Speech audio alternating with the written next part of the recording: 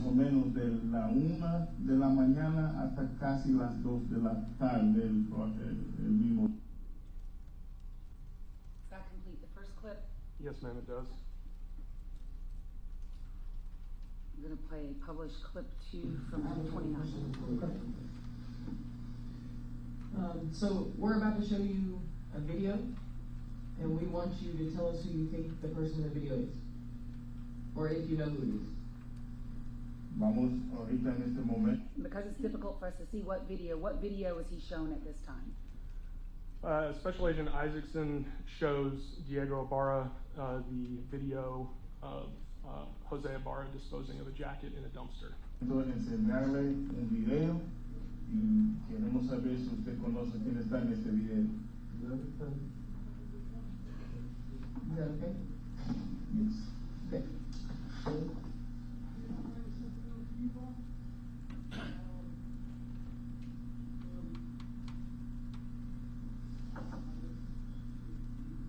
Do you know where this is? ¿Sabe dónde es eso? Ya. Yes. Who is this? ¿Quién es eso? Ese es mi hermano, veníamos, nosotros estábamos los dos juntos ese día. That's me and my brother. We were both together that day. Okay, there's only one person in the video, so who is that? En el video solamente tiene una persona. ¿Quién es? Is that you or your brother? Sí. ¿Es usted o es su hermano? No, es de él. It's him. Him?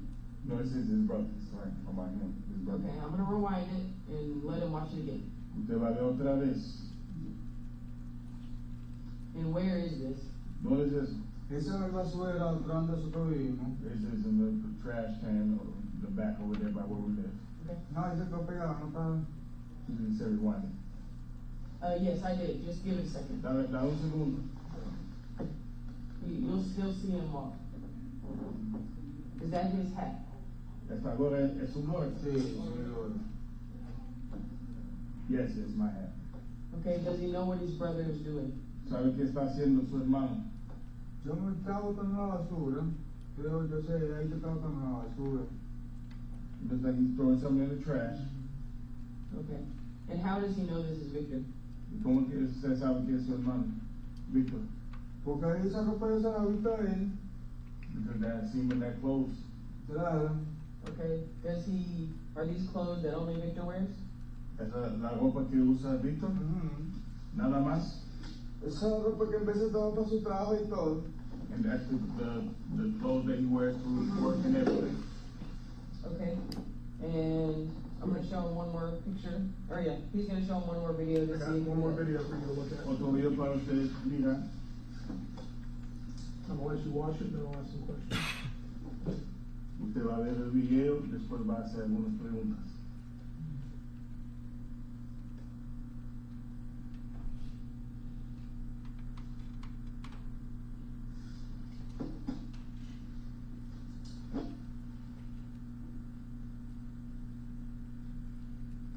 Based on that, esos videos de atrás de la Roma del tubo. What video now are you showing at this point at 6:19? I'm showing Diego Ibarra the video of Jose Ibarra at the bus stop near or at Rogers Road near Building S. So this is a different video than the one you just showed us. It is. There are videos in the back where we take the bus. That's at the bus stop? Es en la parada de autobús? Yes. Can you tell who that person is? ¿Quién es esa persona? Ese es el hermano mío. It's my brother. Claro. Is Of it course. Victor? Sí, ya lo van a reconocer yo a mi hermano. He said, of course, that's my brother Victor. I know how to recognize my brother Victor. How does he know? ¿Cómo que sabe? Porque esa ropa es la misma, esa chaqueta es lo que tiene él en la casa. Because that's the jacket. That's the Sí, jacket es he la has at home. familia, claro. Ahí sabe yo como mi hermano. And he I know, that's my brother. has a little bit of a mustache too? Does he know why he has gloves on? ¿Usted sabe por qué está con guantes?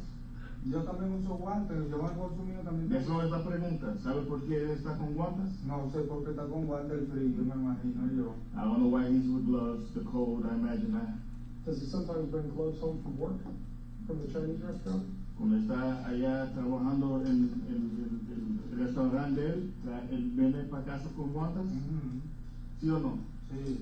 Yes. Describe the gloves that he usually brings. Describe las guantes que trae para Son los mismos que yo tengo metido en mi mochila, son esos. It's the same ones that I put in my backpack, the same ones, yeah. This backpack that you can see Victor carrying, is that his bag or is that yours? Esta mochila ahí que está con Víctor ahí es la mochila de Víctor o es suya. No, esa es la de él, esa no es la mochila mía es la de atrás. Is that your gray backpack or is that his? Esta mochila gris es tuya o de Esa es su mochila. Yo la mía es así, pero yo la mía es de espalda. He said, okay, mine is a backpack. I don't know what he's looking at there. He said that one not, but his is gray as well. That's a bag that kind of goes across your body. Sí, no de lado. La mochila que usted trae De espalda. de espalda y de Victor es que De lado. de lado. Victor wears the backpack that goes across the body. Has he seen Victor with that bag before? Usted ha visto Victor con esta mochila antes. Sí, claro, él la tiene en la casa. Yes, of course, he has it at home. How often does he carry it? Tiene sus cosas ahí metidas. ¿Qué tan pronto él trae esta mochila con él? No, él tiene tiempísimo con su mochila. Él lleva la mochila cuántas veces por día, por semana. Ahí tiene todo sus cosas, su cédula, todo su vaina, ¿entiendes? Su colonia, tiene todo ahí metido. Entonces él trae la mochila todos los días. Claro. Okay, so he's with the bag every day. He carries all his personal items in that bag. Is that bag in the apartment right now? Esta mochila está en los El apartamentos. apartamento que está en la casa. Yes, it's at home. Where? ¿Dónde? En el apartamento donde vivimos nosotros. In the apartment where we live. Where is that? Does Victor have a bedroom where he keeps that bag in? Él tiene un cuarto donde él deja Vivimos esta todos, mochila. un solo cuarto nada más vivimos todos. We all stay in one room. We all stay in one room. Claro, One dos room camas. that we stay together. Dos camas, una de dormir la gorda y el otro me dormía, Giancarlo en un mueble y yo vi todo junto. ¿Cuántas camas entonces? Dos camas y un mueble. Okay, so he's saying two beds, and I think he's saying what's it called? Futon. El mueble. Mueble. Sí, con un sofá que se abre, Sí. con cama. Yeah. Okay, so he's saying like a futon and two beds. So if we walk in the front door, like guide us to where Victor's belongings would be. Entonces, entrando por la puerta de la frente, guíanos para donde, vámonos para la izquierda o derecha, para cómo entramos, guíanos para llegar a esta mochila. La mochila, hermano, ahí pueden entrar en la puerta y todas las cosas, nosotros no tenemos nada escondido porque no somos delincuentes, como le digo, ¿entiendes? Sí. Todo está en su sitio, no somos delincuentes para estar escondiendo nada, ¿entiendes? No, pero la mochila va a estar donde, ahí se Ahí quita de la está, puerta. sí, ahí tiene que estar montada arriba, donde duerme, donde dormir, si no está en la cama, tiene que estar ahí donde está toda mi ropa, donde está toda mi pertenencia, ahí tiene que estar. Entonces, explícame, entrando por la puerta, ¿dónde va a estar esta mochila? Si no está en la cama, tiene que estar en la pertenencia donde yo tengo mi ropa doblada. No suya, de Víctor. Que todos somos hermanos, todos están juntos. Okay. So he said, coming in, if it's not right there on top of the bed, it's gonna be by their stuff where they keep their clothes next to the bed somewhere. Is that on the left or ¿Es the en right? el lado izquierdo o derecho? De izquierdo. Left side.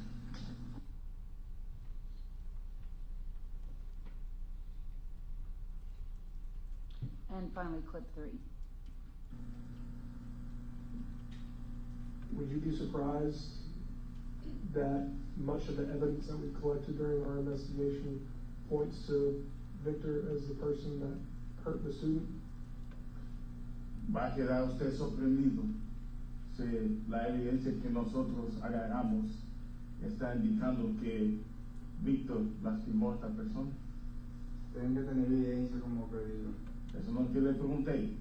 Va a estar sorprendido, sí o no. Si usted dice que ¿Sí va a estar sorprendido, sí o no. yo no puedo decir que sí porque no sé, yo no puedo decir que sí. Si yo voy a decir ahorita que su hermano Víctor le lastimó la persona que estamos investigando.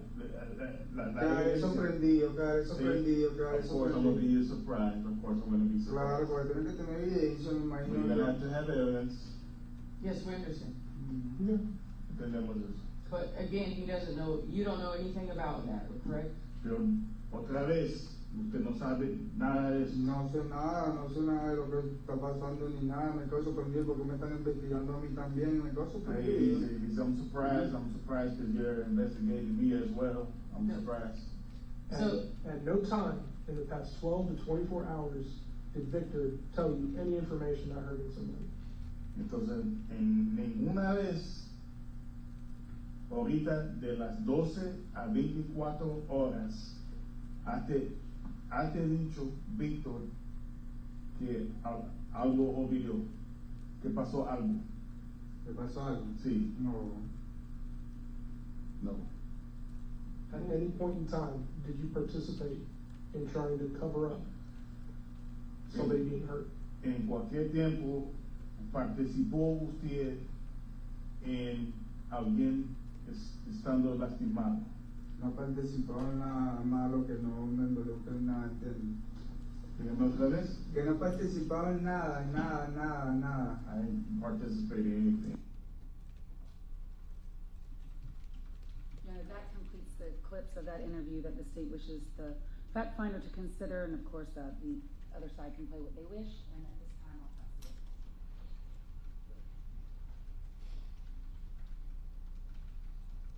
Good morning, Agent Byer. Morning, ma'am. You interviewed Stephanie Slayton for this case. That's correct. In your interview with Ms. Slayton, she was cooperative. Yes, she was. She volunteered to let you download her phone. She volunteered to allow us to download her phone. We did not do it. And she expressed fear of speaking to you. Yes. She specifically was afraid of retaliation for her statements. Yes, Retaliation from Diego. that's correct. When you confronted Diego about whether or not he had threatened Ms. Slayton, he denied doing it. Correct. When you were speaking to the state, you said that you had no evidence to contradict Diego being at home on the morning of February 22nd. I had no evidence to contrary that he was anywhere other than at home. He did not appear on any video in the apartment complex. He did not appear on the trailer camera. Multiple people reviewed that video of someone throwing away a jacket in the dumpster. Yes. Multiple people identified that person as Diego. The only person that I'm aware of that identified it as Diego was Stephanie Slayton. Bethany Paisley also said Objection, hearsay, it's rebutting, it's impeaching call him. a witness. No, it's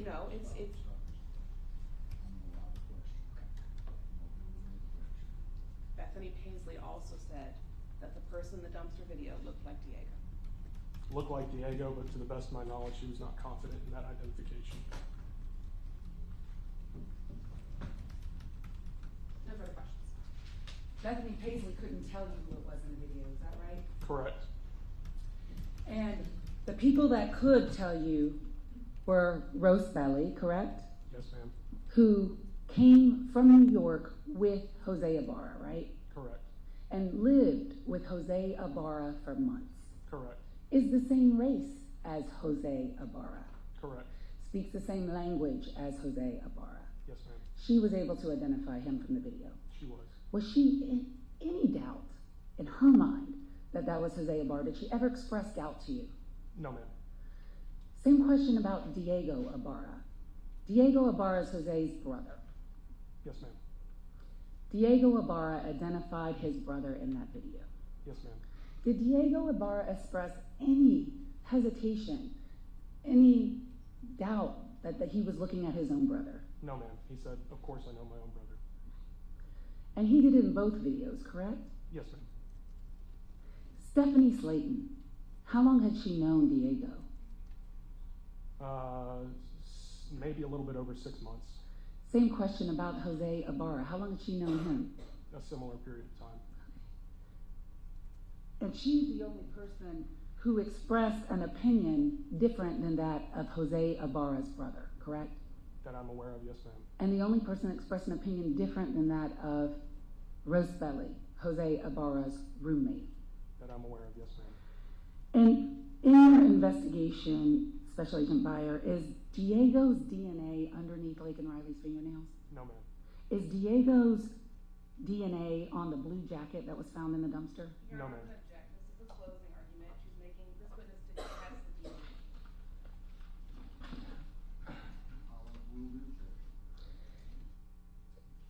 Is Diego's thumbprint on Laken Riley's phone? No, ma'am. That's all I have, Your Honor. Anything else, Ms. Beck? No, Your Honor. Can you be excused? Yes, sir. No objection. Thank you, Judge.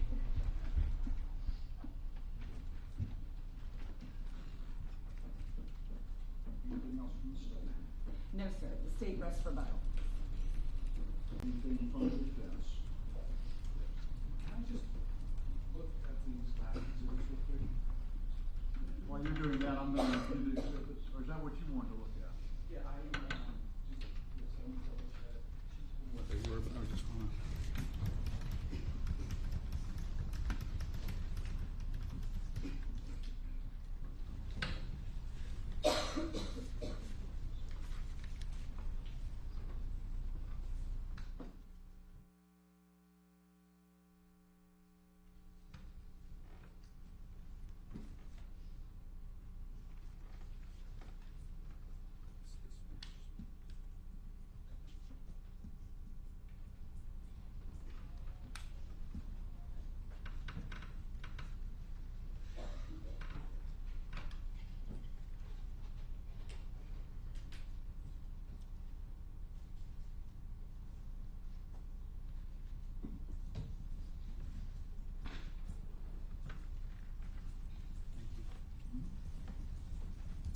Give me a moment to look at these exhibits. Yes, sir.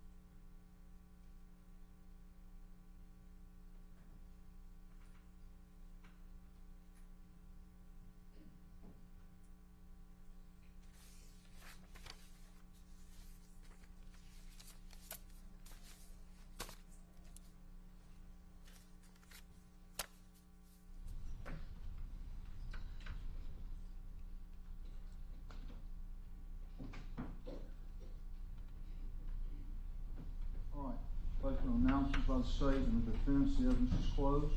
Yes, Your Honor. Are you all ready to go into summation? State is ready, Your Honor. That's ready, Your Honor. Okay. Ms. Ross, you have opening and concluding. Yes, sir.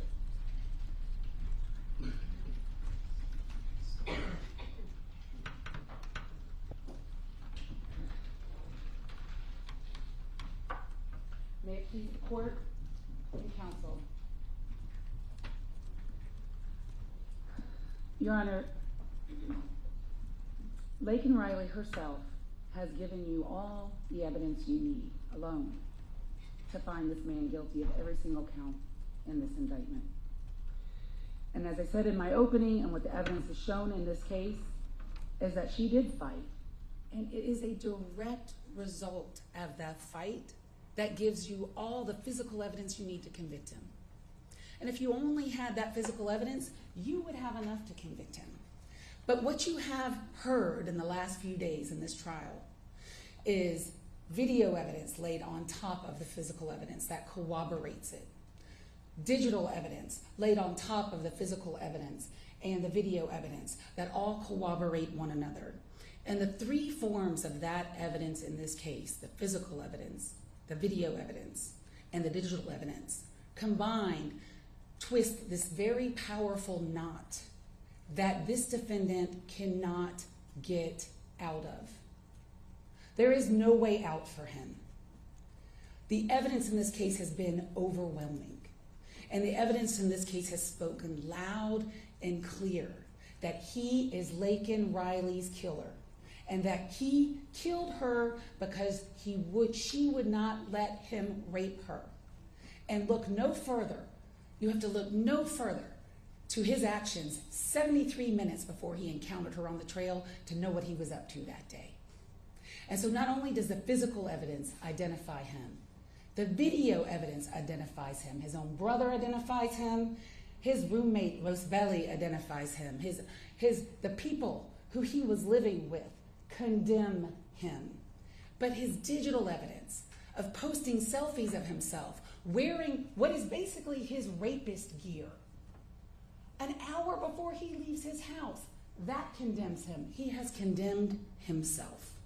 And what I'm going to do in the time that I have before this court is review the evidence that this court has heard and ask that you find him guilty on every single count of this indictment, not because you feel sorry for anyone, but because he earned it, because he deserves it, and because we have proven it beyond a reasonable doubt. Let's start with the physical evidence. The defendant's DNA is under the right fingernails of Laken Riley. And it is only Laken and this defendant in that sample, and no one else. It was first done at True Allele, and because our Hennis and this defendant are blood brothers, he couldn't be excluded under YSTR. And then it was Diego who could be excluded by YSTR because he has a genetic mutation. But True Allele, when looked further in at the sample, eliminated both Diego and Argenis. So the evidence in this case has been, and is, that it is only the defendant and Laken Riley underneath her right nails. And how did that happen? Because she, in her fight, marked him, scratched him. And the testimony from Ms. Hinkle yesterday when asked, well, how do you get a person's DNA underneath your fingernails? One of the first things she says is scratches or bodily fluid. Casual contact is not enough, and wearing an item is not enough. And how do we know that? The black Adidas hat that we all see for our own eyes on Diego's head doesn't have his DNA on it. I mean, contact DNA isn't the magic bullet that everybody likes to pretend it is in front of a jury. But we know Diego was wearing that hat. You can see it for your own eyes. And I'm going to talk a lot more about that hat and why and how Diego was wearing that hat a little later. It is the defendant's thumbprint on Laken's phone. And this was from the Daubert hearing. This is, first of all, the digital image of Special Agent Daniela Stewart. And that is digital image 597, which is in evidence on one of the thumb drives. And the court heard the testimony that we adopted from the Daubert hearing, and I have here states 28 from the Daubert hearing of October 11th, where where Sergeant Stewart of the ACC Police Department, who has been a latent print examiner since 1994, has looked at thousands of prints, compared that image that Special Agent Stewart took on the night of Laken Riley's murder when they finally found her phone after dark away from her body. And he compared it to the known fingerprints of Jose Ibarra, and he did it twice. And he found and explained to the court at the Daubert hearing, which we have adopted as part of this transcript, 15 points of comparison and similarities between the latent print left on Laken Riley's phone and Jose Ibarra's fingerprints. So in order to find this defendant not guilty of killing Laken Riley, you would have to disbelieve DNA. You would have to disbelieve fingerprint evidence. And even if you did that, you would still have this. Quite frankly, she got him. She scratched him. And you heard the testimony from Sergeant Epps and from Corporal Sayan. The left wrist was still oozing. Both of them saw that. And when asked, what's with these injuries by Corporal Sayan, and we played that part of the body cam video for the court to see, Corporal Sayan wasn't coming at him hot. It was super calm and casual. They're out there laughing. They're laughing in those videos. Smoking, talking on their phones, talking to one another, all four of those people inside that residence, chillaxing. And Sayan's like, my friend, do me a favor, show me your hands. My friend, how did you get those injuries? And his first response is that of a monstrously guilty individual. What scratches? Y'all don't see these scratches. We don't see these scratches. So in order to find him not guilty, you would have to disbelieve your own eyes. What scratches, he says. All of those scratches. And there were more scratches than that, because when Daniela Stewart, and those photos are in evidence to you, when she photographed him and made him take his shirt off, there are scratches on his back. His back. And you know what that's consistent with? That is consistent with him asphyxiating her, being on top of her, compressing her chest, and smashing her head in with that rock.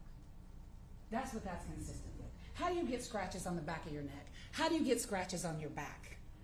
Laken left those scratches, and the physical evidence says that she left those scratches, because that is why his DNA is underneath her right fingernails. She marked him. She marked him for everyone to see. She marked him for you to see. And the digital evidence that she wore that day also corroborates everything, all the physical evidence and the video evidence. We will never know. We will never know what he did to her on that trail and in what order. And we'll never know what he did to make her stop. Because quite frankly, I am certain she could outrun him if she wanted to. But she didn't. And he did something to her where she knew immediately she was in trouble. And how do we know that? From the Garmin and her phone. Simultaneously, if you put those two things together, which is what this graph is that you saw and that's in evidence, at 9:10 a.m., and there's some seconds in between them that really only matter if you're an Olympian swimmer or a track runner. It's so close together in time, it doesn't matter. It is simultaneous. Simultaneously, she enacts or tries to call 911 from her phone using the SOS function of her iPhone. And we know that from her phone. And simultaneously, at that same time, she comes to a dead stop. She stops in her tracks. And we know that that is the time she meets him on the trail. And how do we know that? Well, we know that from the FBI. Because there is a chart that I'll show you a little later in my closing argument, where at 9:10 a.m., their digital profiles overlap one another. They have met in that woods. His from his timing advance data from his phone. And remember, the moment he enters the forest, his Wi-Fi is no longer active. And so there's no Reuben data from about 8:55 to about 9:40 a.m. And that is evidence of his guilt too. The fact that he's in that forest, that means he's in the forest. And we know he's in the forest because he has no Reuben data. And we know he's in the forest because his timing advance data puts him there. And they meet simultaneously, digitally, on that trail at about 9:10 a.m. And so something happened, and this is her Garmin watch, and we know there was a fight because the way that it looks, look at this, on the trail, she's still on the trail till about 9:14 a.m. And then her Garmin starts moving off the trail. And he takes her off that trail 65 feet, 64 feet and 11 inches to be exact, 65, close enough. And he does that for only one purpose, and that is to isolate her so that he can victimize her. And that is exactly what he did. But the true allele under her nails, as damning as it is, isn't all that you have. And you could put that aside and the fingerprint aside, although there's no reason to. On the jacket that he is seen throwing away about 12 minutes or 14 minutes after her heart stops beating. And it is no coincidence that he is in that forest until her heart stops beating at 9:28 a.m. And it isn't until around 9:40 that he emerges. He is with her that entire time. But about 14 minutes afterwards, he is seen on video dumping a jacket that you have here in evidence that you've seen a lot, so I'm not going to show it to you again, that has a mixture, and this is traditional DNA. This is not true allele. This is not probabilistic genotyping. This is traditional DNA, and it is a mixture between only two people, Laken Riley and this defendant. And it's no mistake that it is blood, a mixture of their blood on that jacket. And on that jacket also are 29 hairs that are consistent with Laken Riley that all have been not all of them, but several of them have been forcibly removed from her head. And they were wrapped around the button that you see in some of the photographs when Officer Davis testified, the way that he saw it. And it is a rare day that as a prosecutor, we ever get such great evidence of tampering with evidence. But the defendant himself is on video, and here it is.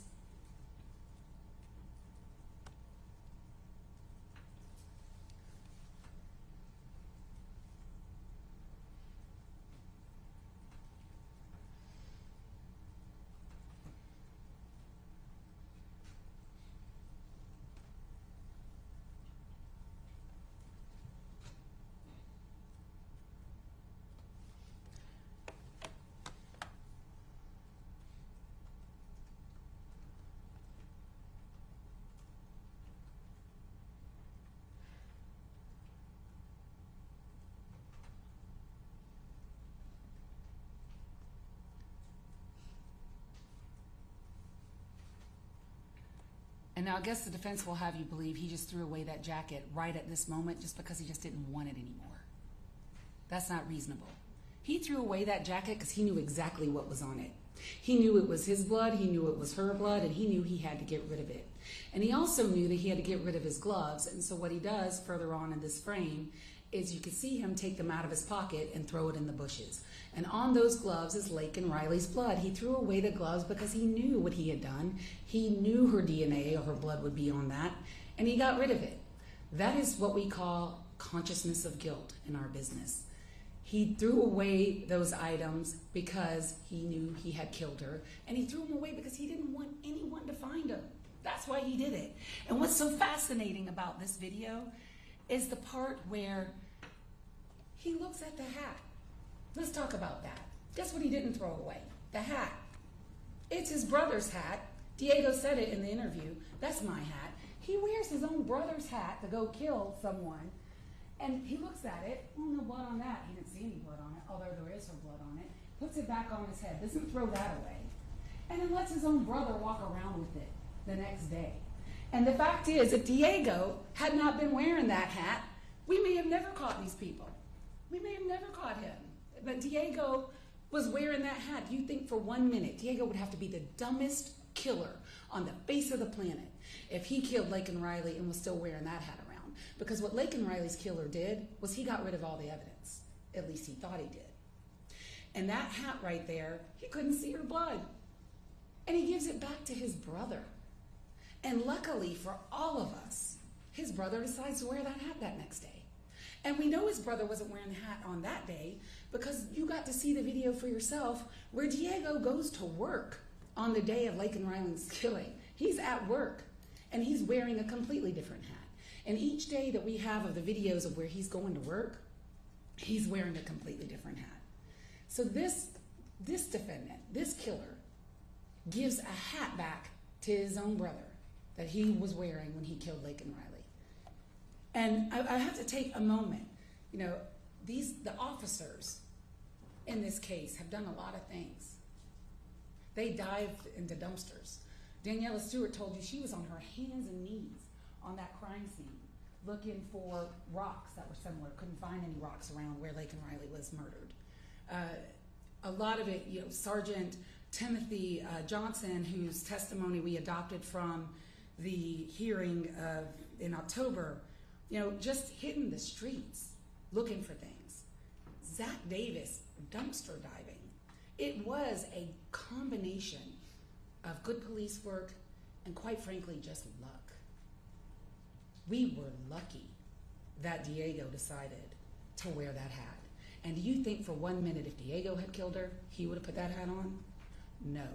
And looking in the video that you see, and you saw slowed down versions of it, Diego has tattoos on the back of his neck. They are not in that video.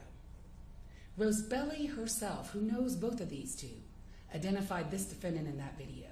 And if you're concerned about whether she's right about that, well, the FBI's digital profile of this defendant's device hovers over that dumpster at 9:40 a.m. It's him, and there is no doubt that it's him. Here is the FBI profile, digital profile from the CAS team of the defendant's device now over the dumpster. In the center of this is D1, 9:40 a.m. He's at the dumpster that we just saw him at, dumping bloody clothes. And how do we also know he's back at his apartment at that time? Because Special Agent Hipkiss, who extracted 1B7, said at 9:58 a.m. the device is plugged back in and charging, which means he's back home. But he's not done. And before I go on to the other videos, these are all the selfies of this defendant on his phone 1B7. And I understand, and I suspect maybe the defense will argue, well, Judge, you know, other people used his phone. Yeah, they did in October. And in the other 2 months that they want to talk about are other 2 accounts. Oh yes, Diego has a Google account that has been accessed from 1B7. Both of those accounts that they talked about, one a Facebook, one a Google, I can't remember exactly, but there were 2 of them. Rosebelly had one and Diego had one. One of the accounts was closed in January, and the other one of Rosebelly was closed in February of February 12th of that year. So on the day in question, on February 22nd of 2024, there is zero evidence, no evidence that anyone other than this defendant was using that phone. And any attempt to argue that someone else was is just pure speculation, because the only activity on the phone prior to leaving is him taking that selfie at 5:30 in the morning. That's it. There's no one texting, no one WhatsApping, no one calling in the time that he's out hunting and killing, because he's holding the phone and he's a little busy because he's looking for victims. He's looking for females. Nobody else is using that phone. And the FBI said, and the phone tracks his own video. You could put the video of him at the bus stop, which I'll show, and put it with the digital profile of the phone, and they track one another. So the videos and the digital profiles track one another because he's holding the phone at the time. And this is what he does when he gets back. His phone is plugged in at 9:58 a.m., but he's not done destroying evidence. That shirt that he's seen wearing with the black and white pattern in the video, in the dumpster video, a few minutes later when he comes out of his house at 10:21, he's changed. And now he's wearing the clothes that he's actually arrested in. This is him 10:21 a.m., and he's got a bag in his hand. I really wonder what's in that bag. Never found that bag. And he didn't want anyone to find that bag. And how do we know that? Because he's walking towards a dumpster. And Sergeant Norris said that that dumpster in that part of the apartment complex had been picked up about 45 minutes later that day. So they weren't able to get and see what was in that bag. And no one ever found what was in that bag. But you know what was also never found? The striped bag that he's wearing over his, that sling bag that he's wearing in both the dumpster video and in the bus stop video. That bag was never found, ever. And I suspect it's because it was in that bag that we just see.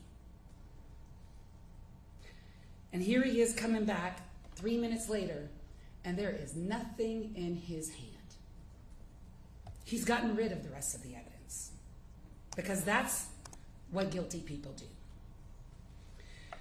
So the digital evidence that I have talked about, in summary, from Special Agent Jay Burney of the CAS team, it is his opinion that he left that house at 6:52 a.m. and that he returned around 9:50 a.m. And that there is no Reuben data on that phone from 8:55 to 9:40, which is consistent with him being in the forest. This is the slide from, and this is what summarized Special Agent Burney's testimony, that at the time at 9:10 a.m., so on this slide here that was before the court, page 29 of his exhibit, at 9:09 a.m. to 9:12 a.m. is where on the trail Laken Riley and this defendant meet digitally and in person. And so that is pretty much the evidence. His DNA is there, his thumbprint is there, and he's on video dumping evidence associated with the crime shortly thereafter. I want to talk to you about the charges in the case, and this is usually when I would go on much longer with a jury, but I don't think there's a need to do that with this court. These are slides that I use in murder cases where I close all the time in front of juries. The court is aware that in the state of Georgia we have malice murder. The defendant is charged in count 1 of this indictment with malice murder. Malice can be proven in 2 ways, as you know, but we really don't even need to talk about implied malice in this case. This is express malice. Everything this defendant did to Laken Riley on that trail showed his intent to murder her. And what express malice is simply the intent to kill. And so what evidence is there that when he interacted with her on that trail and when he drug her off that trail that he intended to kill her? Well, look no further than the evidence of the medical examiner in this case.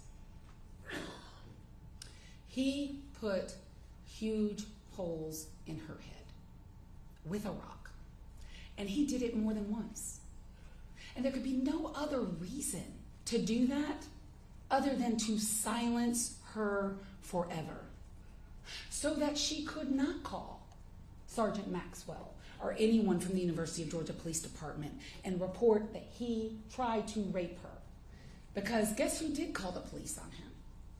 Tejaswi. And we're going to talk about that count in the indictment. And he ran away after she confronted him at the door.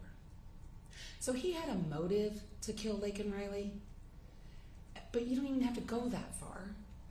All you have to do is look at his actions and look at the state's exhibits that we admitted through the medical examiner and look at those 9 holes in the left side of Laken Riley's head. That's intent to kill. And the rock sure is a deadly weapon, especially when used that way. He used a rock like it was a hammer. And that's what he did to her. That's intent to kill. The petechia, also, because these are concurrent causes of death. Asphyxia. He asphyxiated her in some manner. Again, we'll never know everything he did, how he did it. But he asphyxiated her, we know enough. That caused petechia in both of her eyes and even at her lips. That is a tremendous amount of petechia that she has there from a compression or a strangulation injury.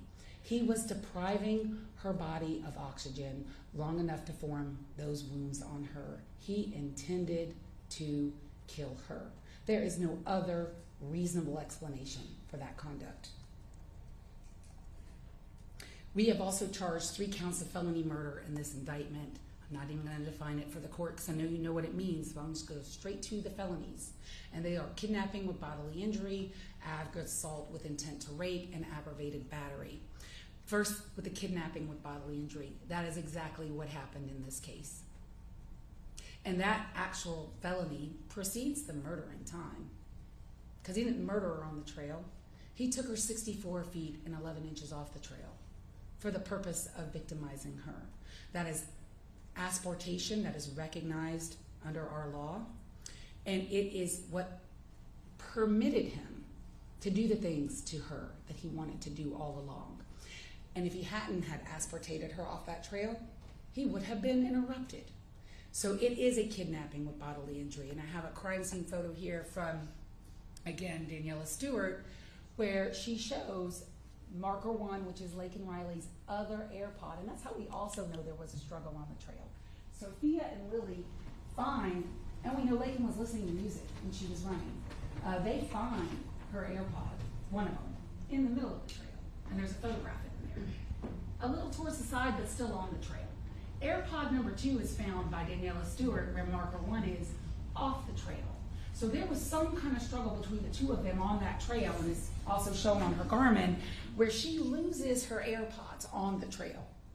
And he takes her off that trail. And we'll never know exactly how he took her off the trail. Did he pick her up and carry her? Did he somewhat drag her off the trail? Did he somewhat push her off the trail? We know that he took her 65 feet because we know that's where her body was found. And also Daniela Stewart saw like a leaf. She called it a displacement of the leaves, and she marked it with those orange flags, but no real dragging marks. So that's a kidnapping with bodily injury. Taking her off that trail, and in the commission of that crime, he kills her. He is guilty of felony murder, with the underlying felony being kidnapping with bodily injury. It's not contested that she has bodily injury. But the aggravated assault with intent to rape, there are a lot of questions about, well, could her shirt be up from dragging her? I suppose the defense might be, well, I killed her, but I didn't intend to rape her. Well, that makes no sense. Because the only thing that makes sense about why these two individuals don't know each other, never met each other, had this encounter on this trail at this moment while Laken is out for her morning jog, is because he wanted to sexually assault her.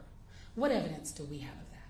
What has been left behind from the struggle that we can discern that? What circumstantial evidence? Well, her clothes are in 2 different directions. And it is important to talk about her clothes. And we're not talking about her clothes in order to shame her as a female. No. It's evidence on how she wears her clothes. She would wear running tights when she ran because that's what's comfortable. And that's how you run. And she would wear them over her navel because when you're running, you want your clothes to stay put. And she wore a Lululemon jacket, and she wore 3 layers of clothes that day. And it's important to talk about that from an evidentiary perspective because these are tight running clothes that are designed not to move. Not to move. And if they want to say dragging may have caused one of the layers of clothes to come up, all right, I'll give you 1. But I can't give you 3, and I can't give you the clothes going in 2 different directions. Her shirt was up. Her running bra up.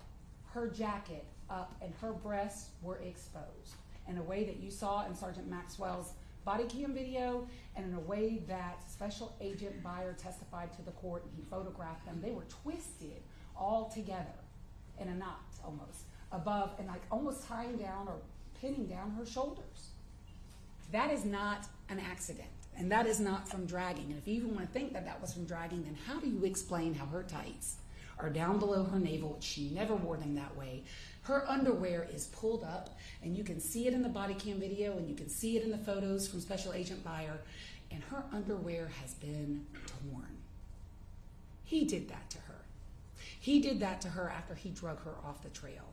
And he did that to her because he wanted to try to rape her. And we don't have to prove a completed rape, and thankfully she wasn't raped. But he tried to do it, and he was unable to complete it for some reason that we will never know. Maybe he didn't like the fight. Maybe somebody ran by. Who knows? But he didn't complete it, and we don't have to prove that he completed it. Injury to Laken's pubic bone, State's Exhibit 316, that also corroborates that he attempted to rape her. Why is that injury so low? All these injuries to her stomach, these linear injuries, that means her shirt was up when he's on top of her. Could it have been the bag? Possibly. It's consistent with a metal object. Never found the bag, don't know. But there's no reason for her to be exposed that way unless he was trying to sexually assault her. That is the evidence of aggravated assault with intent to rape. It's the only thing that makes sense about the encounter, but there's all that physical evidence that supports and corroborates that that's exactly what he did out there. Aggravated battery. I could talk forever about aggravated battery and disfiguring her skull. Just look at State's Exhibits 305 and 307. I really don't need to say anything else. Look at those two exhibits. That is the very definition of aggravated battery under Georgia law. He is guilty of aggravated battery and felony murder, with the underlying felony being aggravated battery. Obstruction of a 911 call. The SOS call was made, no doubt about that. We got that from not only Laken's phone, but we also got that from Kevin McCreevy from the 911 call center. She made a call. She made a call, it was answered. You heard the call. Kevin McCreevy testified. The caller hung up on the 911 center. That was his testimony. The 911 center called Laken back twice, and that you could see that in her phone. And neither call was answered. Who hung up the phone? Well, he did. How do we know that? State's Exhibit 28. It is no coincidence that his thumbprint is on her phone where you would go to hang up an iPhone. And also on that call, that is about a minute call, you hear him say, "Yo, Tango." I have. Yeah, you do. You do have. You had her phone, and he hung it up. And when 911 called back twice, no one answered. And her phone is separated from her body. So her body is in, she was murdered by the tree. She was moved and hidden and put leaves over her. And it worked because it took Sergeant Maxwell 20 minutes to find her, and he had her digital profile. And we didn't play the whole thing, but he testified it took him 20 minutes. And because he hid her, because he didn't want anyone to find her. We were lucky there too. But he separated her from her phone. Her phone was so far away from her, it took them hours to find it. You heard Sergeant Norris, I was walking through shining a flashlight. I almost stepped on it. You saw the video of his body cam. You saw how dark it was out there when they found his phone, her phone. He separated her from her phone because he didn't want her to complete that 911 call. And she didn't. He's guilty of that. Tampering with evidence. I've already covered this. It is rare we get this on video, but we got it on video. He's throwing away the bloody jacket. He's throwing away the bloody gloves. That's how it is alleged in the indictment. He's guilty of that. And I've already covered this. There he is, no tattoos, been identified, looking at the hat that he decides to keep. Here he is on social media, if you have any doubt that that's him, wearing the hoodie and the black Adidas hat. Did you a huge favor there as the fact finder. It's 5:37 a.m. on the day of the murder. He's about to go out, and that's how he's dressed. He is alone in all of these times. Trail cam video, Tejaswi and Sally, the other female runner that encountered him at 8:24 a.m. where he is what? In the woods. And how do we know that? Because when Tejaswi calls the police on him at about 8 o'clock in the morning, he vanishes and disappears into the back, and Sergeant Rabu testified in the direction of the IM fields. And he stays there. What's he doing there? What's he doing there? Well, he isn't running. I doubt he's bird watching. He's sitting there waiting for someone to come by because his first intended target, he wasn't able to get. And I'm going to ask if there are any cameras up. I want to show a portion of something that I don't want the peeping victim to be seen, the Tejaswi. So I will direct media to not publish this as well as. All right. So are we good? We're good. Okay. I'll let you know when it can come back up.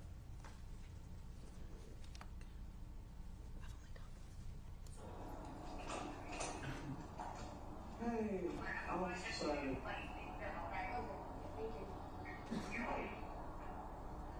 Hey, can I come in or you? Alrighty. So I'm just gonna get one thing over the radio.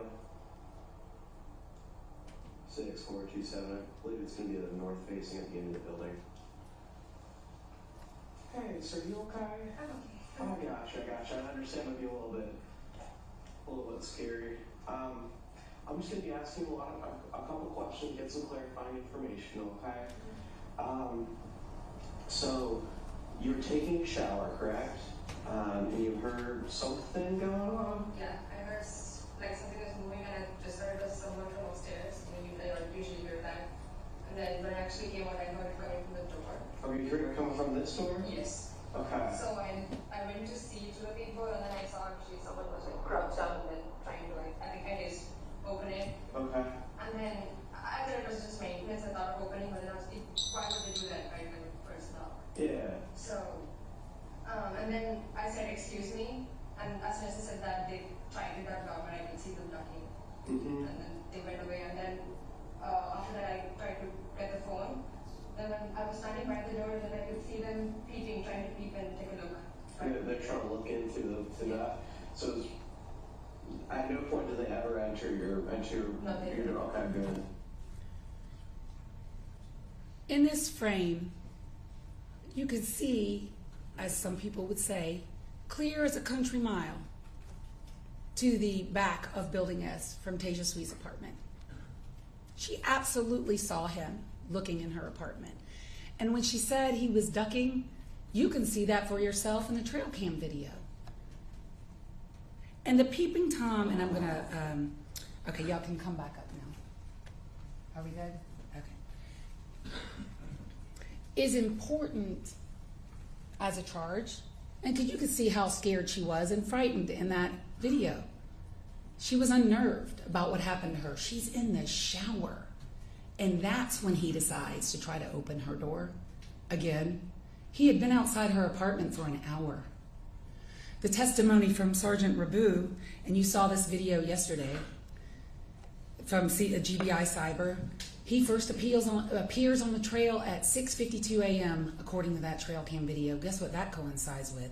His digital profile from the FBI. His phone is moving at the exact same time that you see him on this video for the first time. And what this does is, it is a crime, and he is guilty of that crime, but it shows his state of mind. You watched the video yesterday. He's there for an hour. You see students kind of mulling around, some of them waiting for the bus, a lot of them on their phones. He is not pressed. He doesn't care. He talks to no one. He interacts with no one, and he keeps circling back and forth from Tasia Sweet's door to the back of her apartment, Tasia Sweet's door to the back of her apartment, and he does it 6 times, and he tries to open her door at least twice that we can see, and when she says he is ducking, there's her window, you've seen that image as well. Here is the part of the video at 7:54 a.m. You see him ducking. She is absolutely correct. And what's he wearing? He's wearing the hoodie, a black hat, black gloves, and carrying a cup. His digital profile puts him right over her apartment at these pertinent times. His Reuben data is collecting at this point because he's not in the forest. And so it's him because of that as well. His digital profile puts him there. He's wearing the same clothes. But if you have any residual doubt that that's him in the video, boom. His DNA is on the cup. The white cup that you can see him carrying in that video was found smack in between Tasia Sweet's apartment and Laken Riley's body, and it is his DNA on that straw. And yes, it's a mixture. It's not Diego's, it's not Argenis's, it's not anyone related to him. It's him and some other male, and there's alcohol in that cup. He's drinking alcohol at 7 o'clock in the morning while he's out prowling and hunting females. It's him. No doubt that it's him. And I want to talk about the gloves, because the gloves that he chose to wear that day, you heard from Alexander Coven of the crime lab. Luckily, again for us, they were cheap. They're not latex. They're some kind of polyethylene, like plastic gloves that tear easily, is what he said. That was his scientific testimony. And those gloves were torn. And you saw photographs of them where Katrina photographed them at the crime lab. And because those gloves were torn, he was able, and maybe they were not torn when he was holding the cup, maybe they got torn when he's holding these rocks and murdering Laken Riley when she is fighting him. But at some point they were torn, and we know that because after they're recovered in the bushes, they go to the crime lab and they are photographed and they are examined. And the first person who sees them at the crime lab is Valencia Johnson, and she says they were damaged. The second person who sees them is Katrina, and she photographs them. And you have the photographs and evidence to use. You can see for yourself that they were damaged. So what in the world is he doing outside a co-ed's apartment, wearing plastic kitchen gloves, a hoodie, covering up his face, and skulking around? He is trying to get her. And when he couldn't get her, he ran away into the forest, and he stayed there until he encountered Laken Riley about 73 minutes later. And then he did all of the things that we've already covered in the indictment. And I want to talk to you a little bit about circumstantial evidence, but not in a way that I would talk to a jury about it. There is no legal difference between circumstantial evidence and direct evidence. It's not bad, it's just different. And in this case, it is powerful. And it is layered upon layer upon layer. And there is no way out for him. He is guilty of everything in the indictment. I want to talk to you about the defense case. And this is actually something that a scientist said yesterday. It's amazing how trials are, how people say things you never expected, and they just have a life of their own. Trials. Ashley Hinkle yesterday, I think it was on Cross. The absence of evidence is not evidence of absence. I couldn't say it better myself. I suppose their defense is Diego did it, because that's all we've been talking about is Diego. And yeah, Diego was a suspect because he's wearing the hat that they saw. But eventually, you know what the officers didn't do in this case? They did not turn a blind eye. They got Diego's phone, they got Diego's DNA, they interviewed Diego, and they followed it to its natural end. They looked through hundreds of hours of video. You saw the chart that Detective Norris put in on Friday of all the videos around the IM fields. And there were multiple cameras. He and Sergeant Rabu and Special Agent Lucas Beyer, they watched hundreds and hundreds of hours of videos. Guess who's not anywhere near the IM fields at the time and on this day? Diego. He is nowhere to be found. And the only way that Diego could have done this crime, and the only way that it could be even like a reasonable hypothesis that he could have done this crime, is if he had two things. Number one, magic pixie dust. He would need the magic pixie dust to put his brother's thumbprint on her phone. He would need the magic pixie dust to put his brother's DNA underneath Laken Riley's fingernails. And he would also, in addition to that, because of the video evidence, he would need one other thing. And that would be Harry Potter's invisible cloak. He would have to put that on and go to the IM fields and do these things because nobody sees him. And I want to talk about Stephanie, because what your decision is today is it's Stephanie versus science. Stephanie, who wants to invoke the fifth when asked about whether she had a sexual relationship with Diego, which goes to her motive for being here. And the conversation, which is so interesting, that she said she had with Diego on the night of the 22nd, after the police were in her apartment, and we know it had to be the night of the 22nd because it was after Laken Riley's body was found, which was noon on the 22nd. But before 8 a.m. in the morning, when Sergeant Johnson sees Diego wearing that hat that his brother left in the apartment after killing her, and she says between that time she had a conversation with him at some point Well, guess where Diego was that day on the 22nd? You saw it for yourself. He was at work. And he was at work until about 11 p.m. And it was Stephanie's birthday, and she was out drinking. And she drank so much, Judge, that she even said, and the GBI, Annie Mormon, confirmed, she was drunk when she was talking to the GBI the next day still.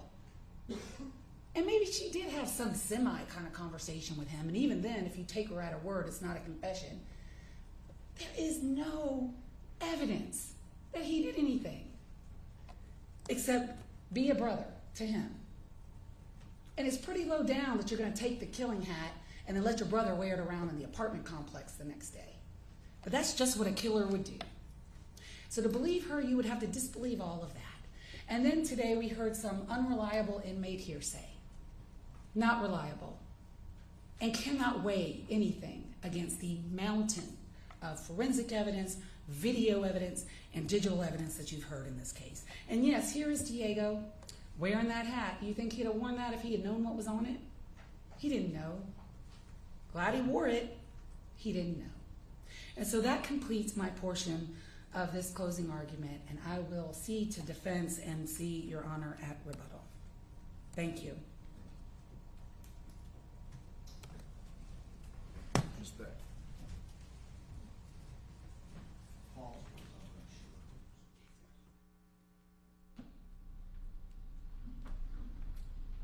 Your Honor, Ms. Ross, evidence that is subject to more than one interpretation is not proof beyond a reasonable doubt. As Mr. Kirby said in his opening, the evidence in this case is graphic and disturbing, and it is deeply sad. And I don't envy your position, Your Honor. The rest of the people in this courtroom get to be human. We can feel shock and outrage. But Your Honor, as the court, you are the embodiment of law. And as the court and the fact finder, the law requires that you not allow your verdict to be swayed by sympathy for anyone. It must be based on the evidence. Mr. Ibarra, acting on our advice, elected to have a bench trial, trusting that Your Honor could, and believing that Your Honor would, set aside the emotions in this case and simply consider the evidence. So I'm going to catalog for Your Honor why I think the facts and the evidence in this case should leave you with some reasonable doubt. Before I do, I want to touch on two legal principles. Your Honor is already familiar with them, but I do want to make my legal arguments clear for the record. The first legal principle is embodied in OCGA 2446. And that law requires that when the state's case is built on circumstantial evidence, they have a higher burden. They have to go one step beyond proving their case beyond a reasonable doubt. They also have to exclude, beyond a reasonable doubt, any other theory consistent with Mr. Ibarra's evidence, in a sense. Because the evidence is subject to more than one interpretation, it is not proof beyond a reasonable doubt. And while the evidence in this case is voluminous, it is circumstantial. The second principle is the difference between a party to a crime and accessory after the fact. This principle is codified in OCGA 16-1050, and I would also direct Your Honor's attention to Purvis versus the state. Purvis is the P-U-R-V-I-S. That is 208 Georgia Act 653. And that case basically explores the difference between proving that someone is involved in a crime while it is committed versus proving that someone is involved in the cover-up of a crime. The important difference, Your Honor, is that if the evidence shows that Mr. Ibarra was involved in the cover-up of the crime, but does not prove beyond a reasonable doubt that he was involved in the murder itself, Your Honor would be authorized to find him guilty on the tampering with the evidence charge, but not with the murder. So now I want to talk about the evidence that was presented. First, I'm going to discuss the reasonable doubt in the state's case that Mr. Ibarra was involved at all. Then, I'm going to discuss two alternative theories that are consistent with the evidence that would show Mr. Ibarra is not guilty of the malice murder or the felony murders. And then finally, I want to discuss a few specific elements of a few crimes and the evidence we've heard on those. The state bases its case in chief on some categories of evidence. There's DNA, there's a fingerprint. They talked about the digital evidence and the surveillance footage. There is reasonable doubt in each of those pieces of evidence. I'll start with the DNA. There is doubt based on what was tested and doubt based on what was not tested. When Ashley Hinkle was on the stand testifying and Mr. Kirby was cross-examining her, she talked about the limits of her science.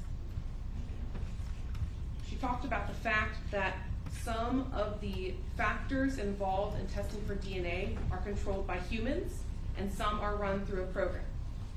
She decides how many people's DNA is on an object and then asks True Allele software to compute from that number of people the likelihood of whose DNA that is. Her decision impacts how the test is run. She told you that there is an element of randomness in True Allele, and that if they run the same test multiple times, different probabilities will come out. And that's what happened in this case. Your Honor should be skeptical of the DNA evidence also because of something that Ms. Ross talked about. A hat that we know for certain was on Diego, a hat that we know for certain was his hat that he claimed.